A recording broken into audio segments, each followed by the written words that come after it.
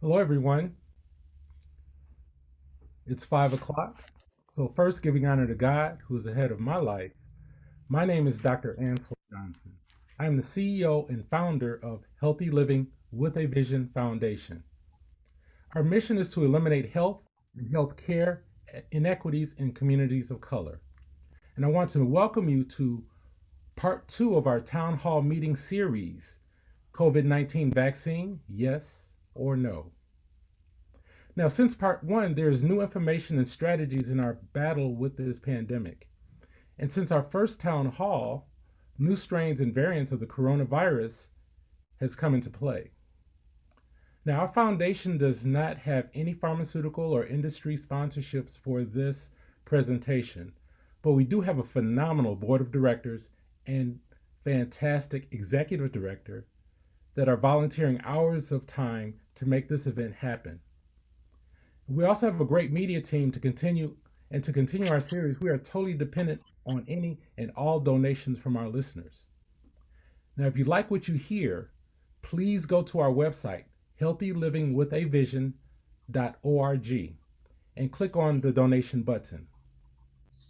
Now, in speaking about our phenomenal media team, I want to introduce to you Paul Miller of Odin Smith Media. And again, I want to thank our board, our executive director, and our media team for making this happen once again. So, Paul, if you can take over now. Good evening, everyone. My name is Paul Miller, and I have the great privilege of moderating part two of our healthcare town hall, simply called COVID-19 vaccines, yes or no. I really hope you were able to join us for part one. It was a lively and spirited discussion. We were led by Dr. James A. Thompson, who is a graduate of Washington University School of Medicine in St. Louis, Missouri, and is a board-certified allergist and immunologist. During the last session, he was able to give us a primer on COVID-19 and COVID-19 vaccine alternatives. We were happy to announce that Dr. Thompson will be on today's panel as well. Joining Dr. Thompson today, we are pleased to bring two additional panelists, Dr. Angela Wheeler, MD, and Dr. Ebony Gist, DPM. Dr. Wheeler specializes in family medicine and has a practice that's located in Northwest Indiana. She did her undergraduate studies at University of Indiana Bloomington and graduated from Rutgers University School of Medicine. One interesting fact I learned about Dr. Wheeler just today was that she was one of the positions on the 2000 US Olympic team in Sydney, Australia. Now that's very cool. Next, we have Dr. Ebony Gist, DPM, who is the owner of Arc Point Labs, a full-service toxicology and clinical testing facility. They are one of the nation's leaders in drug testing, alcohol screening, DNA, clinical lab testing, and are among the fastest growing third-party providers in the drug testing industry. Their Orland Park location is a local minority woman-owned laboratory that's serving the South suburban Chicago communities. Dr. Gist has a doctorate focused on the management of the drug development studies and nearly 18 years of pharmaceutical experience in drug safety, clinical research, and quality assurance. So we would like to welcome our panelists to the show today. So this is how this town hall will function. All of you are muted right now. And so what we will do is that if you have a question, please type it into the chat box. And we're going to do our very best to accommodate as many of the questions as possible. We're in the process of creating a blog that's going to be on the Healthy Living with a Vision website, where we would try to include as many questions that we didn't get a chance to cover in this town hall. We're going to do the best we can do about that. And so without further ado, Dr. Thompson will kick off our session with a brief overview. Dr. Thompson? Thank you, Paul. Thank you for the kind introduction, and it's good to be back. Can we go with the first slide, Jay? Just bear with us for a minute as we get up the slide. All right, so what we're looking at is an up close and personal view of the culprit, SARS-CoV-2. Sometimes you hear it called COVID-19, but that's actually the disease that this virus causes. SARS-CoV-2, as I mentioned at the first town hall, the SARS stands for severe acute respiratory syndrome, the CoV for coronavirus, and 2 because it's the second one of its particular kind, the first one showing up in 2002. What I really want you to take from this is the spikes that are located on the surface of this virus particle. The spikes is the reason why it's called corona, because it's like a crown, and that's what corona stands for in either Greek or Latin. And the spikes are crucial because that's how they attach to our cells and infect our cells. Secondly, that's the spikes are the target for our immune system and for vaccines. Next slide.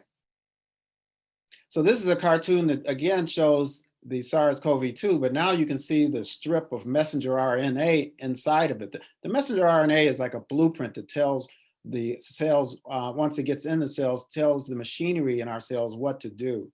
But as you can see, it attaches to receptors located on our cells. They're called ACE2 receptors for angiotensin converting enzyme 2. And these receptors are located on various organs throughout our bodies. Next slide. So once it attaches to the receptors, it gains entry into the cell and then does what all viruses want to do. All viruses want to do 3 things. They want to infect our cells, they want to multiply exponentially, and then they want to pass on to other hosts. And so when the virus gets in, it hijacks the machinery of our cells, it starts to make more viruses, and this is what happens. Then it's released from the cells. Next slide. And so we've all heard of the devastation that this virus can cause, and that's because these receptors, the ACE2 receptors, are on so many of our organs and tissues, like the heart. There are young athletes that have inflammation of the heart, something called myocarditis, and some people that have rhythm disturbances because of it. There can be kidney failure because of the attack of our kidneys where the ACE2 receptors reside, or our liver can sometimes become inflamed and liver failure may occur. Or when the pancreas becomes inflamed, you may develop diabetes. And a small percentage of people go into the hospital with COVID without diabetes, but exit and doing much better, but with diabetes. And it can also attack the intestines and cause abdominal problems, the brain, and cause inflammation of the brain called encephalitis, which can be devastating. There's about an 80% death rate if the brain is highly inflamed from this virus. And what we all hear about is when it attacks the lungs and can cause a severe, often fatal condition called acute respiratory distress syndrome, because there are lots of these receptors in the lung and it tends to enter from the upper airway. Next slide. And so this is a cartoon that shows the vaccine. And the vaccine actually had been under study for several years. Some people think this all came about in 1 year, but messenger RNA has been studied for almost 20 years. It's just they were able to make advances. And so some very smart researchers found that if they enclose this in a lipid envelope, a tiny bubble of fat, if they enclose the messenger RNA that just has the message to make the spike protein, people can become immunized once it gets into the cell and does much like the virus does and makes just the spike protein. But this does not go into the nucleus. It just goes into that cytoplasmic area, that's the area outside the nucleus, and makes spike protein that can then be presented to our immune system. Next slide.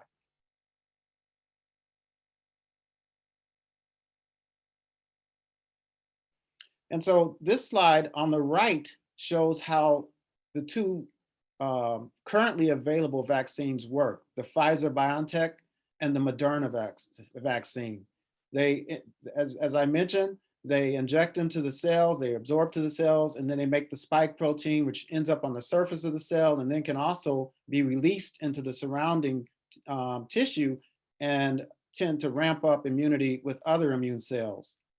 On the left side, though, as I will mention, that's an adenovirus. That's a DNA, which must go into the nucleus, but bioengineers have stated that it does not cause or connect with our DNA or chromosomes, but then the DNA message is transcribed to messenger RNA, And much like the two vaccines, the spike protein is formed and then presented to the immune system.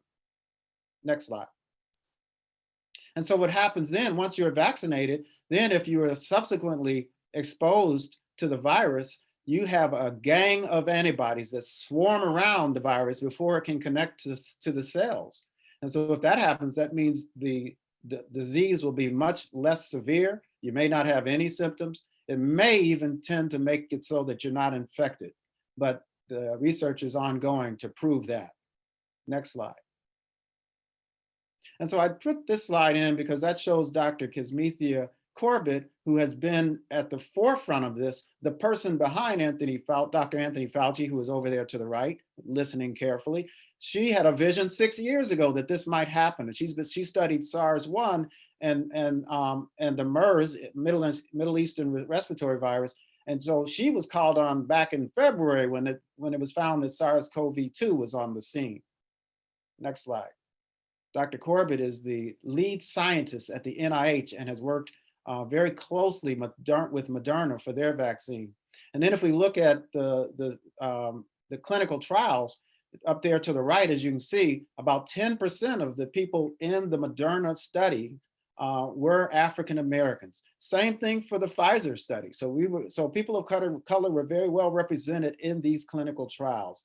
What you see in the rest of the slide is that it was diverse in other subgroups, people that had chronic diseases, different ethnic groups, different age groups. Next slide. And so I wanted to upgrade now in terms of what's happened over the past few weeks. We don't yet have new vaccine platforms, but they are on the horizon and we're hearing more and more about it. We've already heard, many of us, about the AstraZeneca, also called the Oxford vaccine. This vaccine uses adenovirus. That's a common cold virus that causes a significant number of colds and flu-like illnesses. And so this is what's called a vector that's used with a DNA blueprint that, as I showed you in the previous slides, allows for spike protein to be made once the DNA goes into the nucleus, and then there's a transcription to messenger RNA. Also, there's the Johnson & Johnson vaccine, which we've been hearing about. It actually may be approved sooner than the AstraZeneca. And it uses a similar platform, but instead of using a chimpanzee common cold vector, it uses a human adenovirus. Now, why use a chimpanzee? Well, humans haven't been exposed to the chimpanzee common cold, so there'd be less likely antibodies that would be floating around to go against it. Next slide. And so, as I mentioned, with these new vaccines, the Johnson & Johnson and the AstraZeneca, they have a bit of a different mechanism than the messenger RNA vaccines. They are DNA based. These vaccines cannot duplicate themselves. They're called non-replicative. That means they can only go in and make spike protein, but they do go into the nucleus and they are transcribed to make the messenger RNA, which then makes the spike protein. One distinguishing feature about the Johnson & Johnson vaccine is that it's one shot. You don't have to get a second shot, and you don't have to have intense refrigeration. It can be kept in the refrigerator for 3 months, and it can be kept in the deep freeze for 2 years without having to worry about problems. Next slide.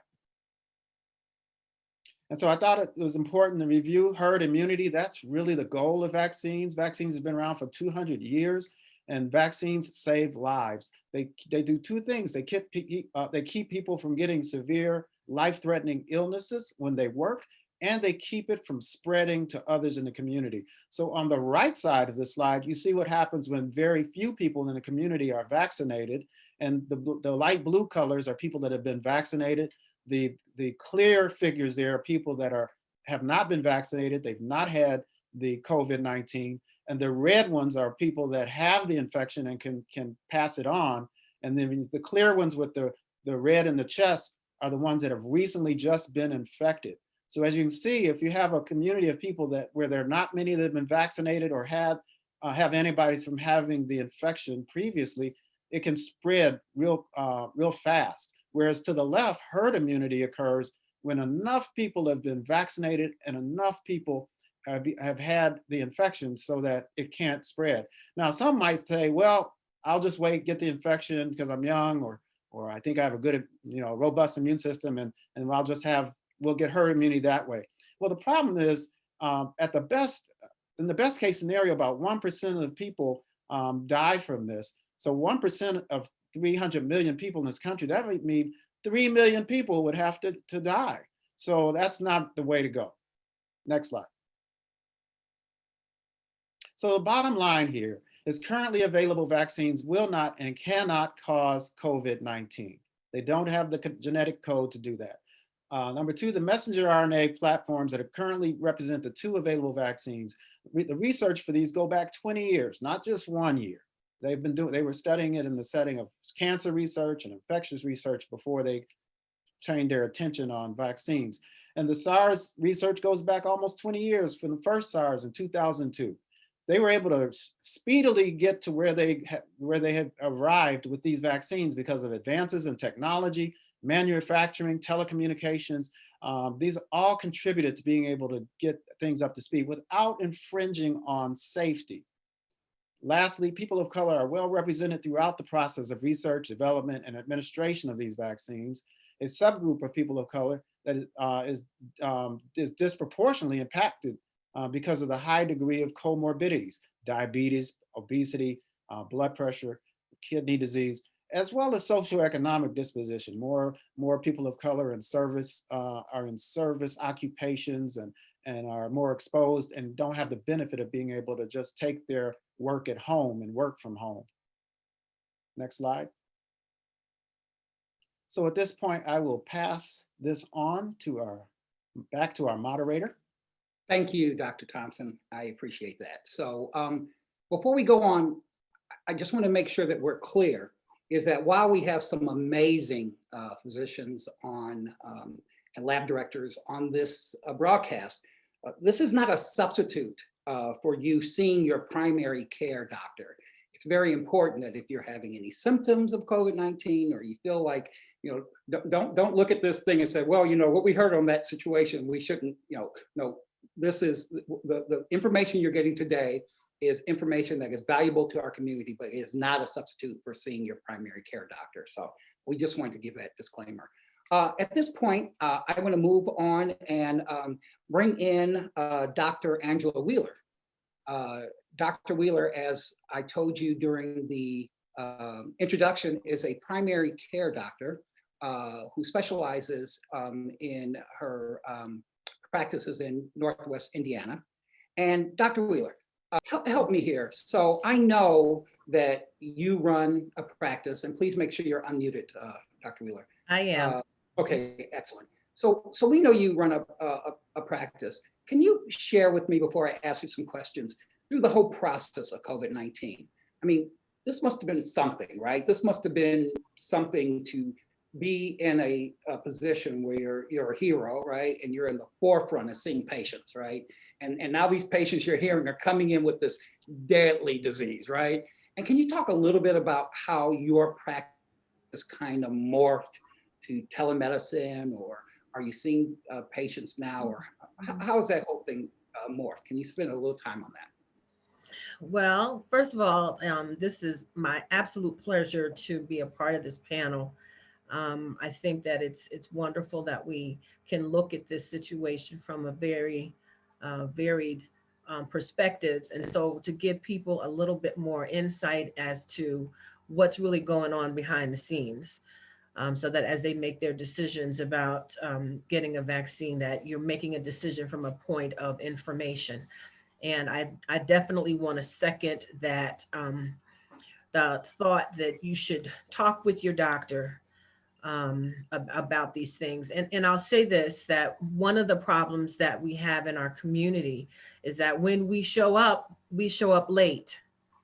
And sometimes that is a major reason for why, when we come in contact with, various illnesses and medical conditions, that the effect to us is greater. So let me just start off by saying that. So let me go back actually to November of 2019.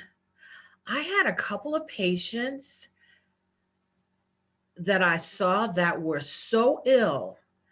And I walked out and I said to my nurse, what was that? I mean, if that is the flu, that is the worst flu I have ever seen. Sent patients to the emergency room thinking that, this is a bad flu season that we're having here, and turned out not to be the flu. And I had a couple of those. So this is in November.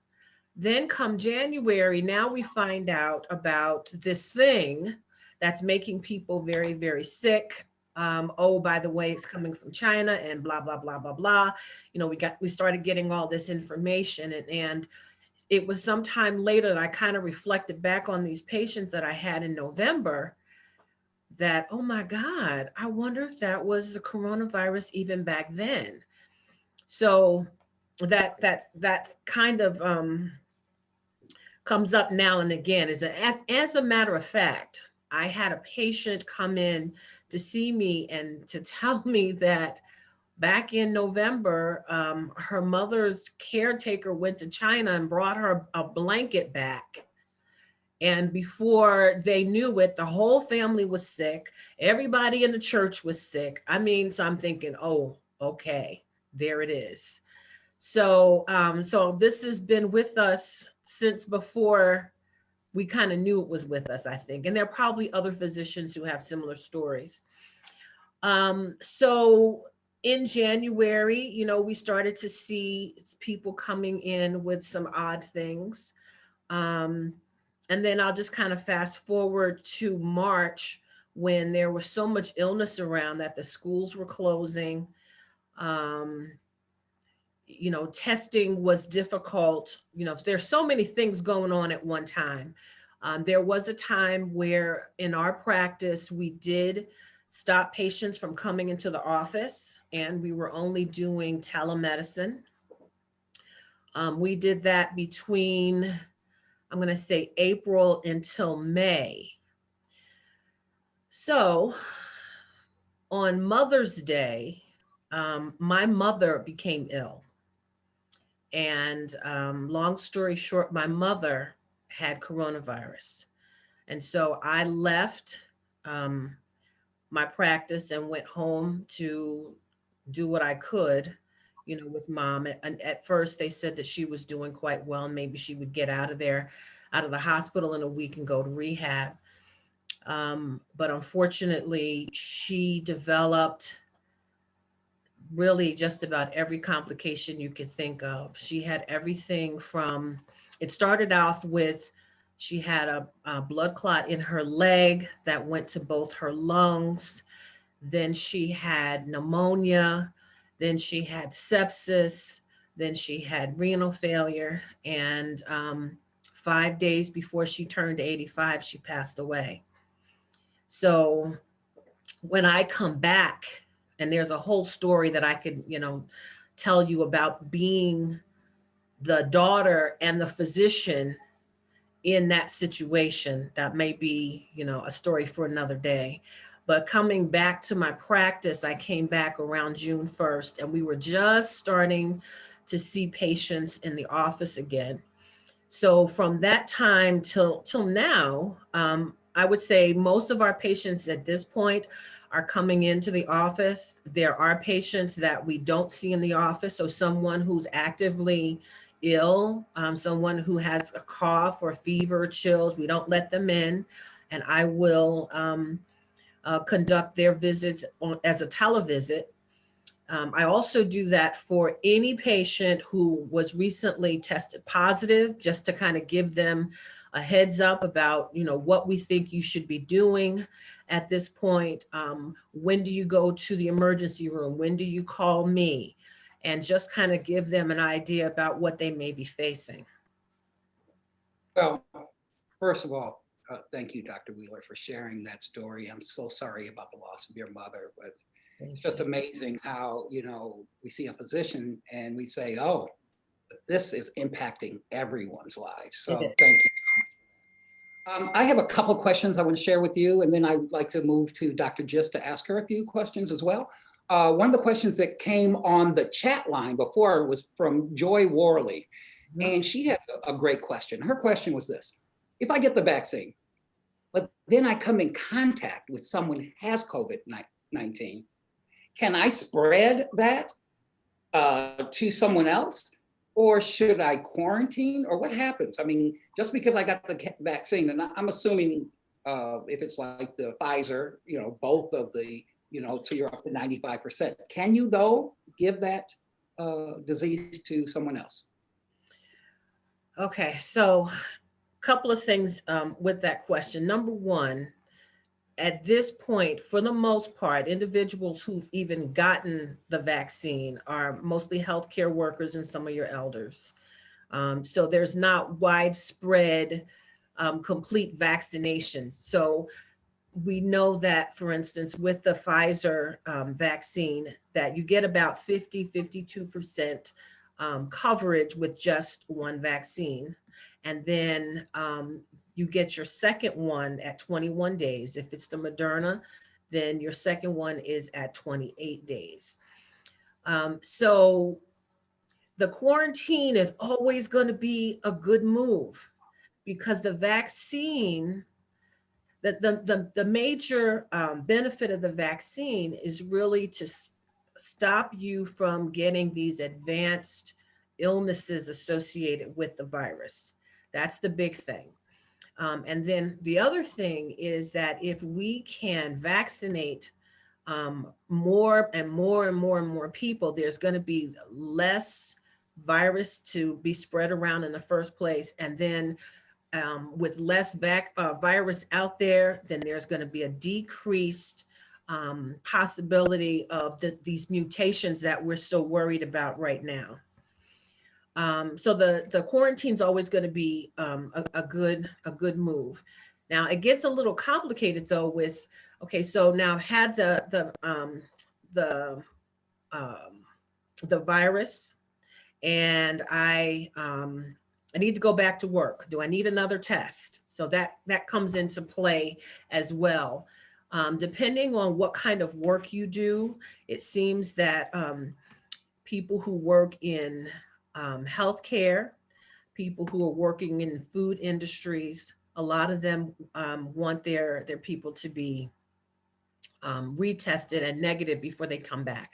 So I have some patients who work for McDonald's and White Castles and those kind of places. And so they want their people to be negative. But the quarantine is always going to be good.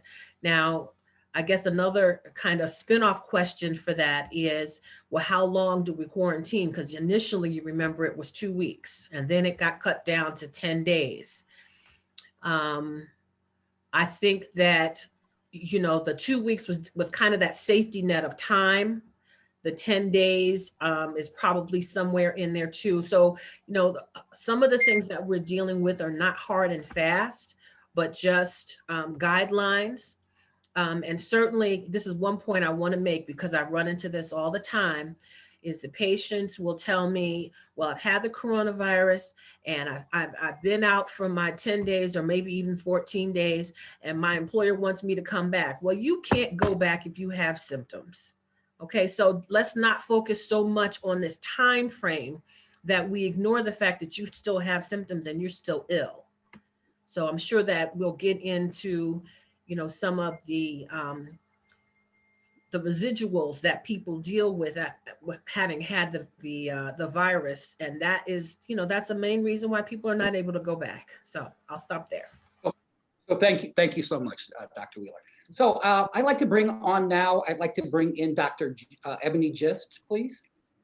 Dr. Gist, so can you speak briefly, because I know it's 5:30, we have so much to talk about, and we're already 30 minutes into the session, but can you talk briefly about, I think it's an amazing backstory you had relative to your lab, especially being a woman-led and minority-led lab.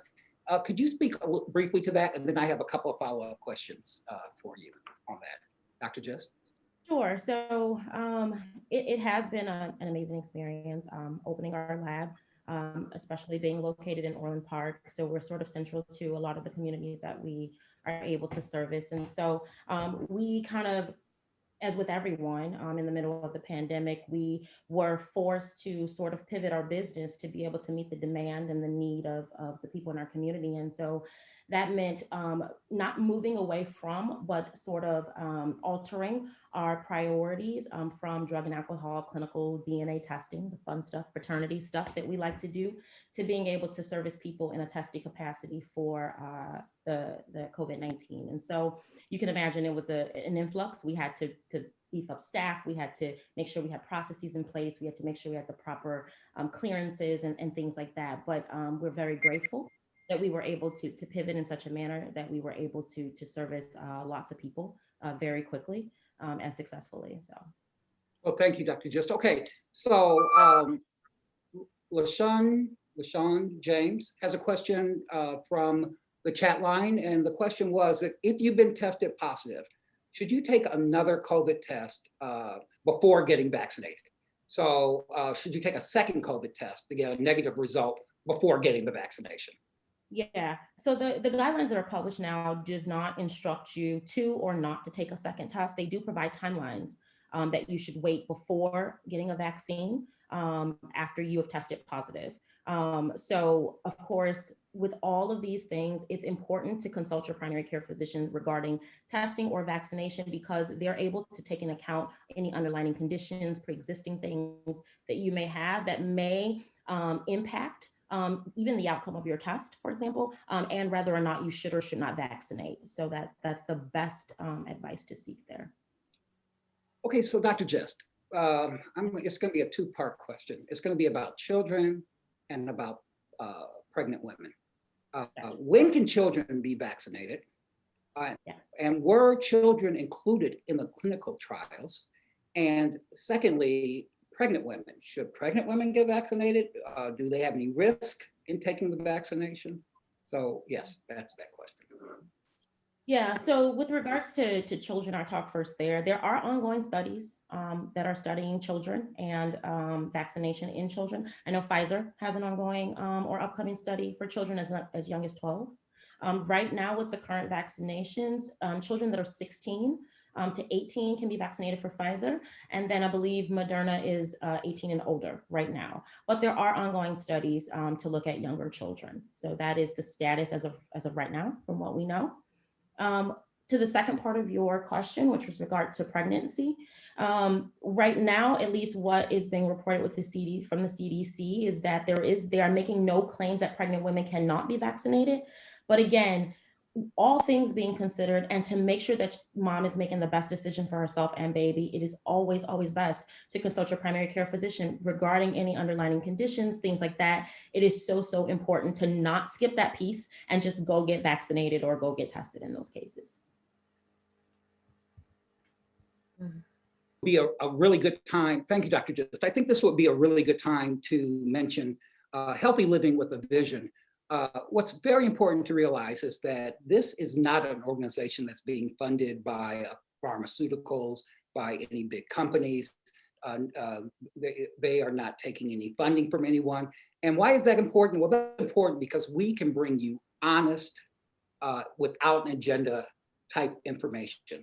So with that said, there are expenses associated with putting on these type of forums. So we really encourage you to go to the Healthy Living with a Vision website and please try to donate so we can continue to bring on subject matter experts like Dr. Gist and continue these type of programs. So I'm going to go back to Dr. Thompson, please. Dr. Thompson, there was a question by Gerald Thompson in the last chat, and he was asking specifically about the 6 feet question that separation. That was something that came on early. Does that still apply? And I'm going to add on to a question that kind of applies to that too. Can you speak to aerosols? Because obviously this is a respiratory type of disease. And can you speak to, like, if I'm walking through the lobby of a hotel or if I'm going shopping at Meijer, is COVID lingering in the air? Can I get it even if I'm masked? Is it lingering? So can we talk about that as well, Dr. Thompson? Sure. Thank you for the question. As far as the 6 feet, it is still recommended that everyone distance at least 6 feet. So yes, it's important. And that's assuming also that you're wearing a mask. The 6 feet works better if you're wearing a mask, 6 feet or more. We've been hearing, I'm sure many of us, about new variants that have been around that are able to spread somewhere between 30 to 70% more than the original SARS-CoV-2. So considering that, I think it's even more important that the distancing and the masking be done and taken seriously. Now, about walking through and aerosols, they kind of go together. First of all, they're droplets, and droplets are larger particles that have usually more viruses on them, and droplets don't travel long distance. But if someone's singing or talking loud or shouting, droplets can still go quite a few feet. But if both people are masked, then that greatly reduces the likelihood that a droplet will land in your nose or your mouth or on your skin, where it could then get to one of those areas. Aerosols are lighter. They can travel several feet, much more than 6 feet. If you sneeze or cough, some of the virus particles are on these more lightweight aerosols that may travel several yards. But they usually don't have what's called a high inoculum, meaning a lot of viruses per aerosol. So if one is around someone that's spewing aerosols for 15 or more minutes, there's more of a chance you might get the infection. So aerosols have been shown to be important. They can travel further, but that again highlights the importance of wearing a mask, of distancing as far as you can, of not being in large gatherings, and the importance of frequent hand washing. So if you're in the store and you're walking around, there's no reason to panic about there being aerosols, in your grocery store or wherever you are. If you are masking, if other people are masking, and if you are making sure that you do watch your distance. Oline Solomon asked a question. Did she understand you to say that the Johnson & Johnson vaccine is DNA inspired? Yes, the Johnson & Johnson uses DNA instead of RNA. DNA stands for deoxynucleic acid. And that's what's the major blueprint of cells. You get messenger RNA from DNA. The DNA resides in the nucleus of our cells. Now, the DNA that's in the Johnson & Johnson, as well as the AstraZeneca, are in adenovirus vectors. That's unlike the messenger RNA, which just strips of that code of messenger RNA. The Johnson & Johnson, as well as the AstraZeneca, contain DNA. They're in viruses that have been what's called maimed or attenuated, so they can't make more viruses, but they are DNA. So in order for them to do their thing to make the spike protein, they have to go into the nucleus of our cells. They have to use the machinery in the nucleus of our cells to make messenger RNA, which then comes out of the nucleus to make the spike protein. Wow. Well, thank you, Dr. Thompson. Dr. Gist, this was a fascinating question from Tariq Gahaji, and I hope, Tariq, I pronounced your last name correctly. I had never even considered this. His question is this: if I take a Pfizer vaccine for my first shot, can I go back and take a Moderna vaccine for the second shot? Or is that helpful at all? Or is that, is there any benefit or danger in mixing the two vaccines? So the vaccines are different. Though they use similar, so they both use messenger RNA, true, there are some similarities there, but the vaccines are still very different. So it is advised that if the first dose of vaccine was a Pfizer, that the second should also be a Pfizer dose of vaccine, that you should not mix them. There is nothing yet that has been studied that shows what happens when you do that. So it's best to not do that and take the advice of the package insert in the administration, which is that the first vaccination should equal the second one, which is the same manufacturer. Thank you, Dr. Gist. Dr. Wheeler, there's a question from Deborah Buffett. And she asked the question, she's taken the flu vaccine. will that provide me any protection while I'm waiting for the COVID-19 vaccine? So the flu vaccine will protect you from the flu and not from the coronavirus. I think that one of the big benefits of having gotten the flu vaccine is that you're now lessening the possibility of picking up a virus during this cold and flu season. As you can imagine, the flu plus the coronavirus would be a disaster. So it's still a good idea, but it's not going to protect you from the coronavirus.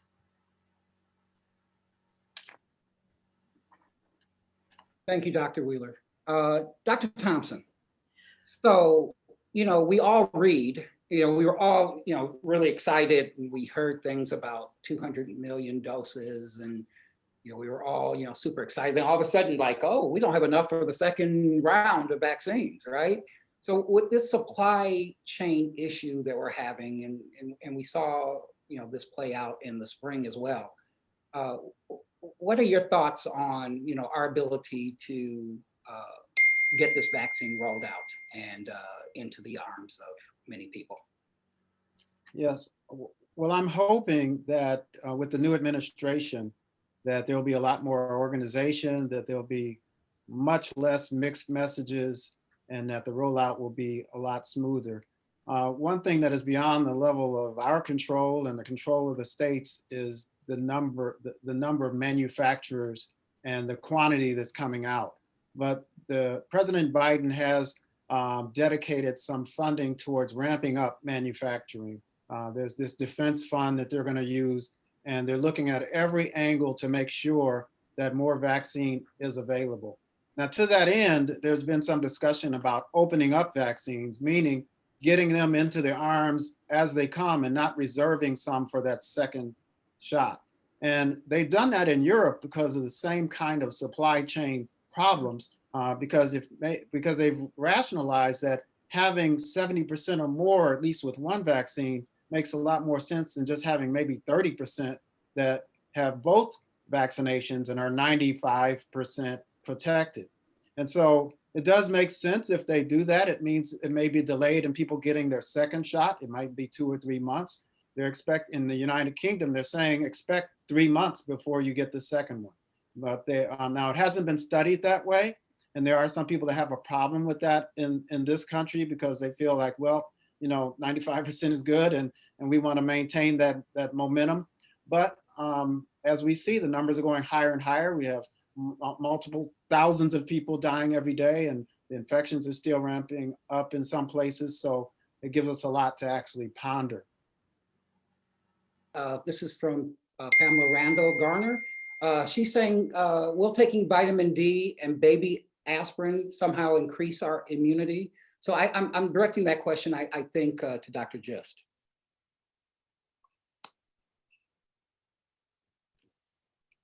Ashley? Dr. Gist, did you hear the question? Yes, actually, I have not been aware of any concrete studies that support whether or not that is the all be all increase in immunity, meaning if you're talking immunity specific to COVID-19. So that has not been seen specifically, that it will increase immunity specifically for COVID-19. So. Okay, and also while I have you, Dr. Gist, Joel Thompson asked, are our eyes vulnerable to COVID aerosol transmissions? Should we be walking around with goggles, a face mask? Is that an effective way of going forward?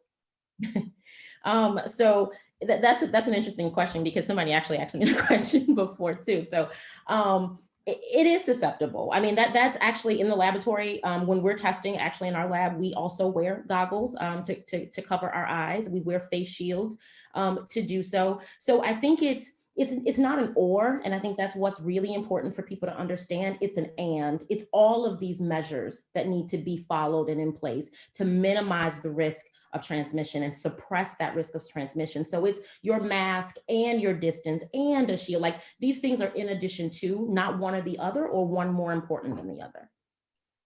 Thank you, Dr. Gist. Dr. Wheeler, can you talk about the side effects of a vaccination, the first shot, the second shot? Are there side effects? And can you also address, has this been fairly safe? I know we've heard, now and then you hear about people who had really bad reactions. Can you talk about the reaction?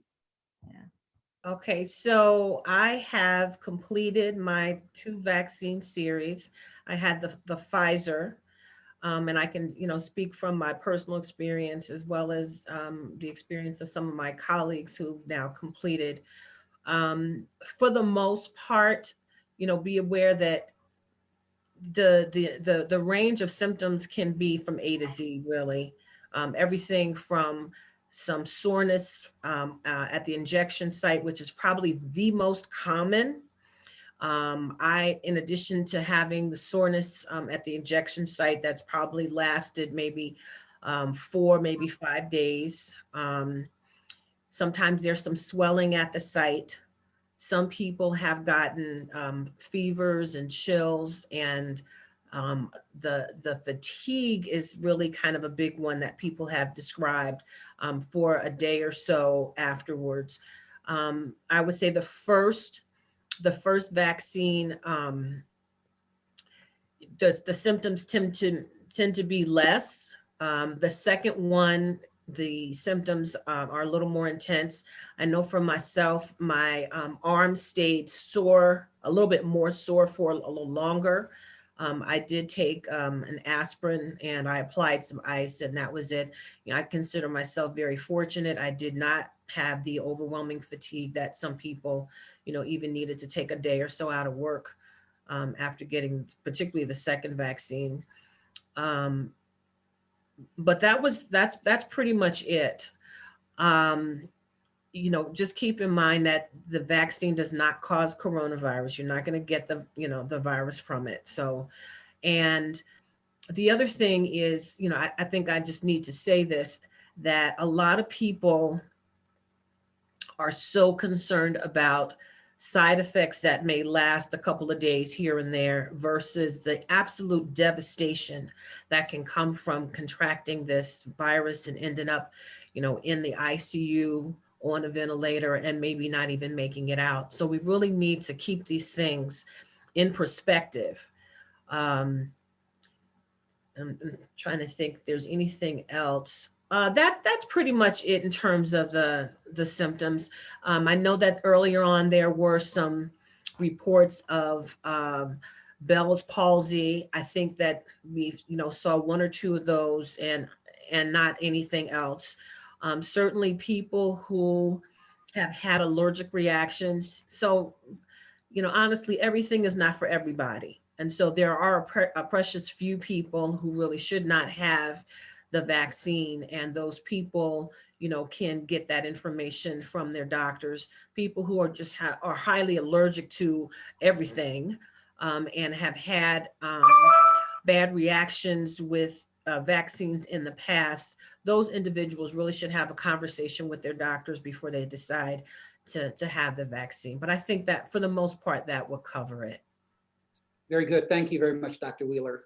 So it looks like it's 5:51 here. So we're scheduled to, the meeting was scheduled to end at 6. I've gotten permission from Dr. Johnson to potentially extend this through 6:10, 6:15. We have a lot of questions in the chat box. So we're going to get to as many as we can, and understand that we are trying to create a portal where those questions that we would not be able to get to, we can add them to the portal and people can go to the, and one of my colleagues,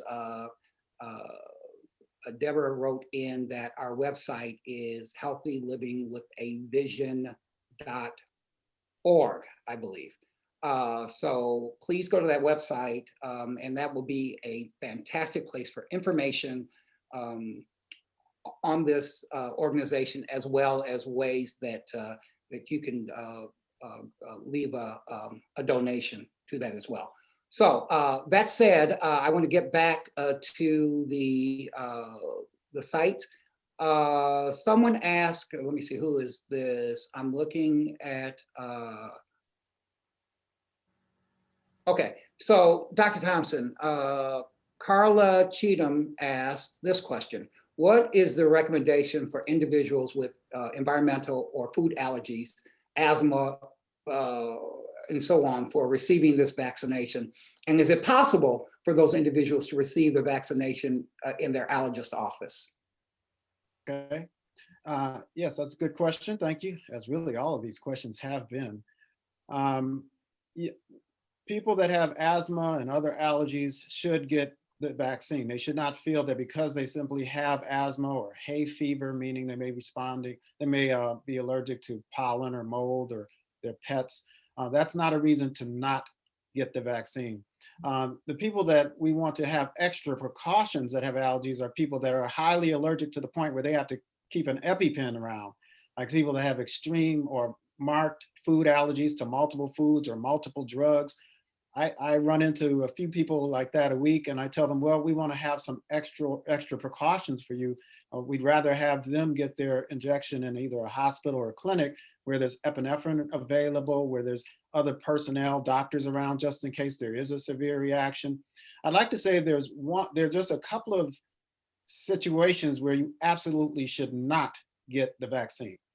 This was somewhat, I think this was alluded to in part. One is if you've had the vaccine before, and say the first one, and you had some allergy symptoms. I'm not talking about the reactogenic symptoms that Dr. Wheeler was saying in terms of fatigue or headache or soreness at the site.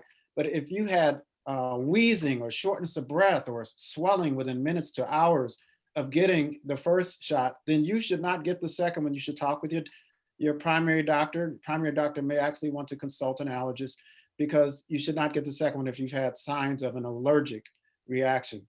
The other situation is if you know ahead of time, and I haven't, in my 30 years of practice, I haven't run into this, but I know it exists. If you're allergic to Miralax, which has something in it called polyethylene glycol, short name for it is PEG, for polyethylene glycol, or something called polysorbate.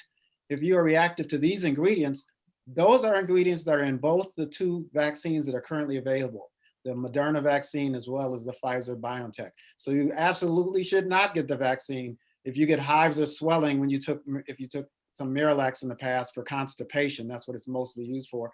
Or if it's known that you're allergic to any ingredient in the two vaccines. And right now they've isolated pretty much the PEG, which is polyethylene glycol, and polysorbate compounds. Otherwise, you should discuss with your doctor if you have any kind of feelings that may make you at greater risk. But simply having asthma, having hay fever, being allergic to some foods is not a reason to think you cannot get the vaccine. Okay, Dr. Thompson, while I have you, can you talk about this this variant that's in South Africa or in England, where they say it is 70% more contagious? As a matter of fact, Elisa Bell said that Dr. Sanjay Gupta said that it can affect the mucous membranes of the eye. Can you address that and its ability to be covered by the existing vaccines? Well, first of all, we're not certain about the coverage of the existing vaccines, but it is expected that the existing vaccines will cover it based on what's known about how the existing vaccines work. So then the expectation is that it should be well covered until proven otherwise. But these variants have emerged in the United Kingdom. I think more than 60% are showing up there. Realize though that these variants represent mutations, mostly in the spike protein, which I mentioned at the beginning is a crucial area of this virus. But realize there have been 4,000 mutations. So mutations are very common for viruses, particularly this type. But it's when they behave differently from certain kinds of mutations, especially in the spike protein area, that make them important for them to be tracked. So they are more contagious, 70%, between 30 to 70% more contagious, the United Kingdom variant. There's also a variant out of South Africa that's more contagious. There's some preliminary data that shows the one out of the United Kingdom may even be a little more lethal, meaning not only can it spread more, but there's a higher risk of death from it. So that has really further put pressure on getting more and more people vaccinated. So while these vaccines can curb this and flatten out this curve by walling off these viruses, by protecting people, we won't have even more variants that might move away from what these vaccines can do.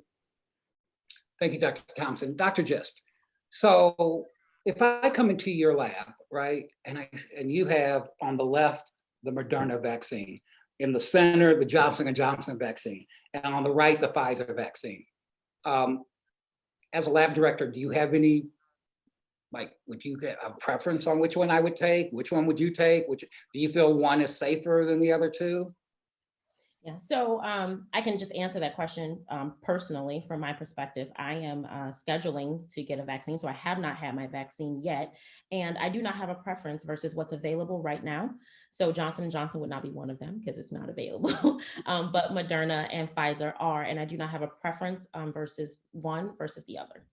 Okay, and so Dr. Just while you're on this subject, right, is the Johnson & Johnson the one that is only going to take a single dosage and also does not have some of the limitations regarding refrigeration? Can you address those two items?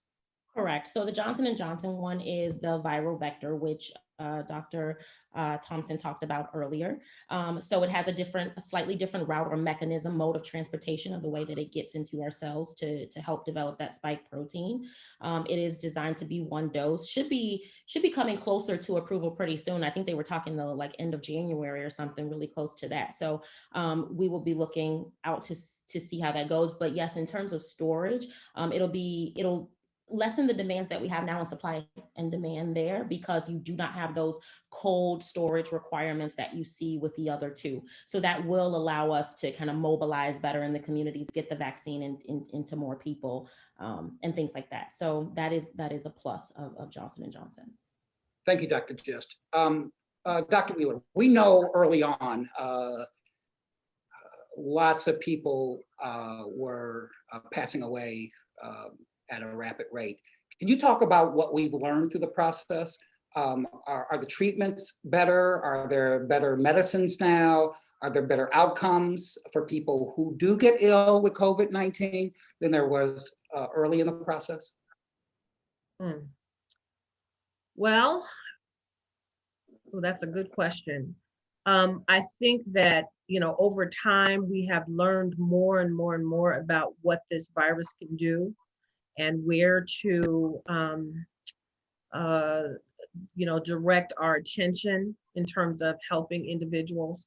I'll say, one really important development that we have now is that we have these monoclonal antibodies that are available to individuals who test positive and have some of these underlying medical conditions that we're concerned about. So in our center, and I think this is probably what's going on everywhere, at least I hope it is that if you test positive, you have one of these underlying conditions, you're called in to get an infusion pretty quickly. And so this is going to cut down on some people advancing to more, serious conditions around the virus. Vitamin D was mentioned earlier. Some of the information that I have seen has said that not that vitamin D really prevents anything, but there seems to be this sort of a common thread with the people who have more severe illness, that they're low in vitamin D. So there may be some things that we can that need to be further investigated and studied to see exactly what that role is. So there's that. And then I think I can kind of tag a question that I saw in the chat about people showing up late in our communities. So here's the thing. We know that just from the experimentation, Tuskegee being a prime one, that there's some distrust with us in the medical community. And so when people show up, they try to wait as long as they possibly can. And sometimes that can make a situation more serious. If there was ever a time where, the early, at least a conversation about, what am I dealing with?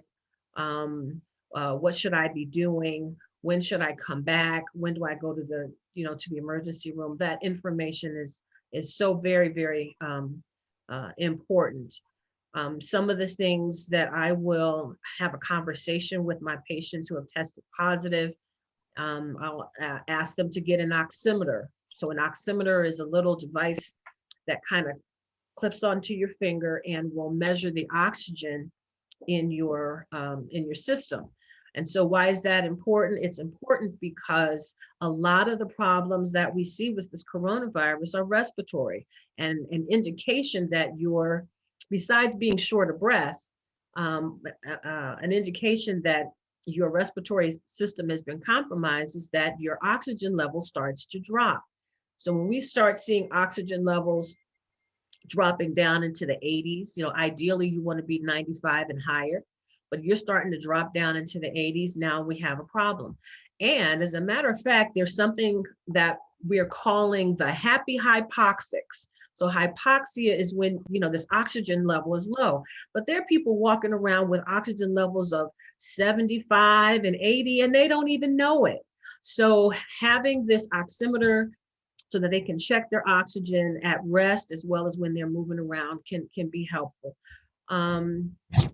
There's some other things that we're asking people to do, that I ask my patients to do to make sure that they are getting some good fluids, they're getting rest, they're eating some good food, keeping their stress level down. All those kind of basic things really, really help to try and dampen the symptoms that people may have. Okay, thank you, Dr. Wheeler. So it looks like we have about 5 more minutes for questions. I'm going to hand it back over to Dr. Johnson. And boy, this time just flew by. So I want to thank all the people for calling in. I want to thank our doctors, our panelists for their participation. I'm going to ask a few questions, kind of rapid fire. So I know it's hard to give rapid fire answers, but I'm going to throw it at people and see how we do on this. So as quickly as you can, Dr. Thompson, is there a better mask to wear than another mask? What's the best mask to wear? But yeah, that's a matter of debate, actually. But if you're in the hospital setting, it's important that you have a highly efficient mask, or if you're working in high-risk areas, and those are the N95 masks. Now, a lot of people have had access to get those to wear outside of those settings, when they go to when they're traveling in airplanes or trains or buses, and there's nothing wrong with that. But a surgical mask, a mask that is fit properly over your nose and mouth is the most important. Lately, there is a suggestion I just read earlier today that they are recommending double layer at least would be better if you're wearing, whether you have a cloth or paper-based mask. The important thing is to wear a mask. Everyone does not have to have an N95 mask. The N95 masks are more efficient at keeping infections contained, but most of them, as we know, aren't personally fitted like the ones in the hospital. So they may not be 95% effective as we think. The important thing is to have a mask, and double layering it may be helpful. Thank you, Dr. Thompson. Dr. Gist, someone on the line asked, is there some risk, side effects of the vaccines are sterilization? Have you heard anything about that? Side effects of the vaccine, say that again? Sterilization, becoming sterile from the vaccine. Had you heard anything from that? That was one of the questions in the chat. I have not seen anything that came out that is proven, like any studies that have made a direct correlation between sterilization. I'm thinking that you're talking about like fertility, from the fertility perspective, and the vaccine. There has not been anything that has come out that has supported that in a direct correlation, no. Okay, thank you. Dr. Wheeler, are 65-year-olds safe to take the 2 shots, or should they wait for the Johnson & Johnson 1 shot? You should take whatever shot is available. I mean, that really is the best answer to that. Whatever is available, take it. We already know that there's a bit of a shortage. The people who have taken the first shot, we're talking about possibly having to wait for that second shot. You take whatever shot is available.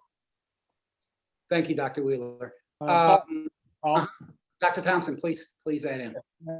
may I speak towards a little bit towards that sterilization? I think some people mistaken that sterilization, when we talk in vaccines, may mean fertile in terms of fertility, but there's another way that term is used, and that is a vaccine that sterilizes so you can't pass on the infection. Okay, so we know that these vaccines that are currently available are 95% effective, but they're effective at keeping you from getting real sick and keeping you from dying.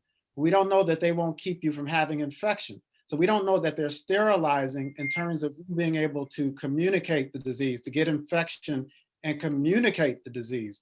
That's kind of the distinguishing feature. And I think some people have mistaken sterilization, that term, that they mean fertility, when really it's meaning whether or not you can get infected and communicate disease. And that data is not out yet, which is why it's very important for everybody to mask, no matter where they are in terms of getting vaccinated, whether they've been vaccinated with 2 injections weeks ago. Everybody should still be masking and distancing, because we don't know whether the vaccine is sterilizing from the standpoint of keeping you from getting infected. And lastly, getting the vaccine, even though we don't have that information that you won't get infected, it keeps because you won't get so sick, it keeps the hospitals in your communities from being overwhelmed. That's a big problem right now. In LA, they've gone nuts over the last few weeks because they're overwhelmed. 8 hours hanging out in ambulance because they can't offload people that are sick. So it's not just a personal decision, it's a community, it's a societal decision to get the vaccine. Thank you, Dr. Thompson. Okay, so we're going to close by each of our subject matter experts, and I'm going to hold you to 30 to 45 seconds in a closing statement.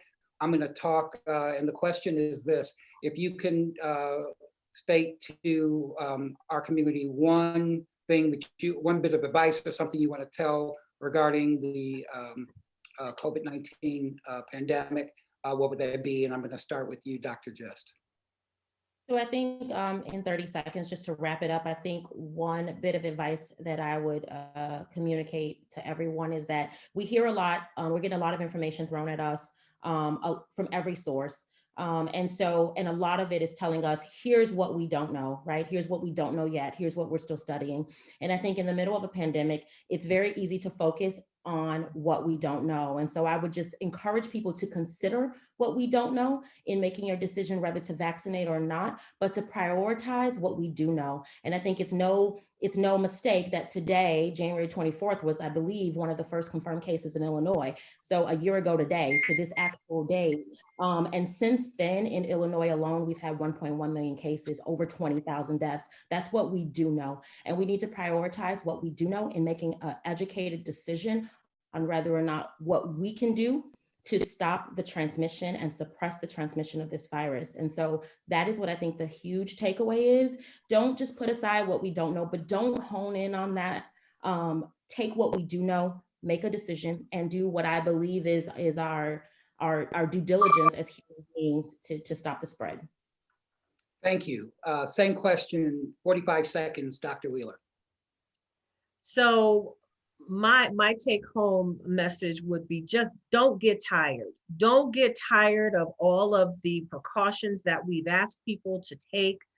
You need to maintain the 6 feet of social distancing. You got to wear your mask. Please cover your nose. People walk around with this mask right here. Cover your nose, because you need to do that. Really limit your gathering, particularly, birthday parties and things that do a Zoom.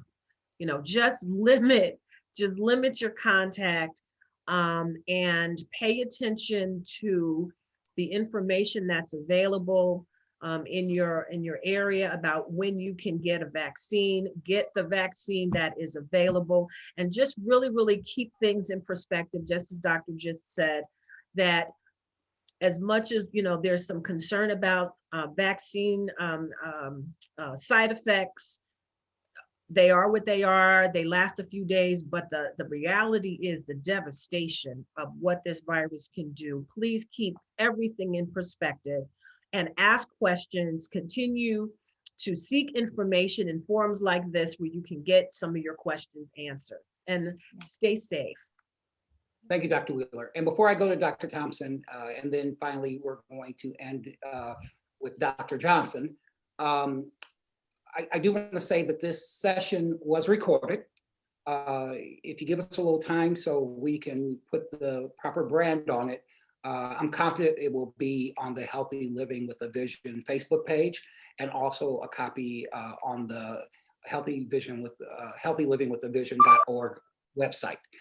With that said, Dr. Thompson, please give us 45 seconds, and then I will invite Dr. Johnson to take over to close us out today. I just want to say thank you so much for the time out of your busy schedules to participate in this important meeting. So, Dr. Thompson.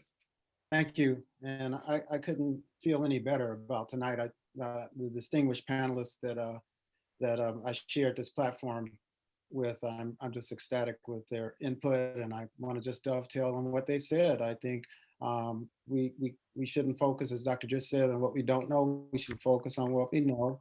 And we do know that the side effects to the vaccine are short-lived, and they are mild. We know that from the previous studies before they were given emergency use authorization. And we know that since it's had the authorization, we do know that the virus itself can have some long haul effects. We didn't really get into that with any questions, but there are somewhere upwards of 75% of people that had serious illness from this that are still, from March, having headaches, fatigue. Some people can't go to work, brain fog, some people with diabetes. So there are some far-reaching consequences of this virus that we see none of in relation to the vaccine. And lastly, as I mentioned before, the hospitals are being overwhelmed. So it's important for us to reach herd immunity as soon as we can, and before these variants take off to a level that these vaccines cannot control or curb.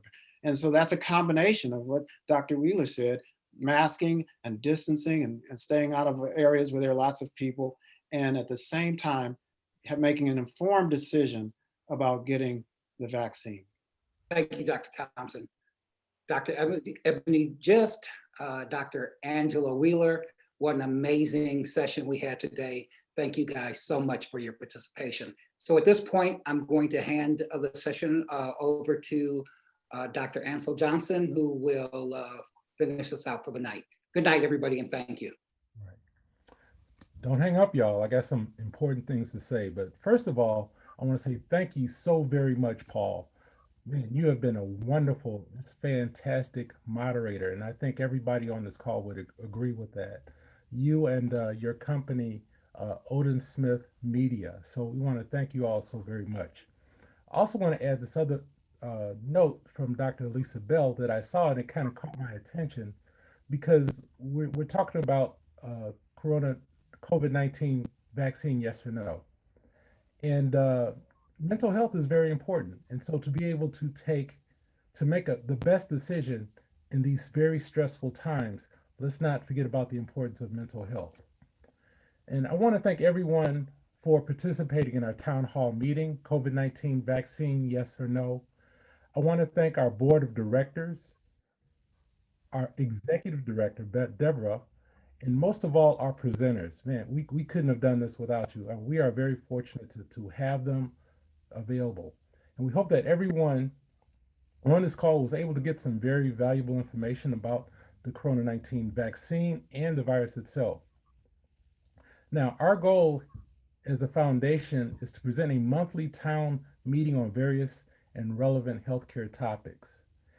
And though COVID 19 will be a part of our day to day lives for quite some time, we seek to continue to share the latest and most relevant and possibly life saving information to everyone and to our community specifically. But we need your support. We really need your support. This was not by any means without cost, and we want you to go to your website, to our website, if you have not done so already, healthylivingwithavision.org, and please press the donation button and make a donation of whatever you can.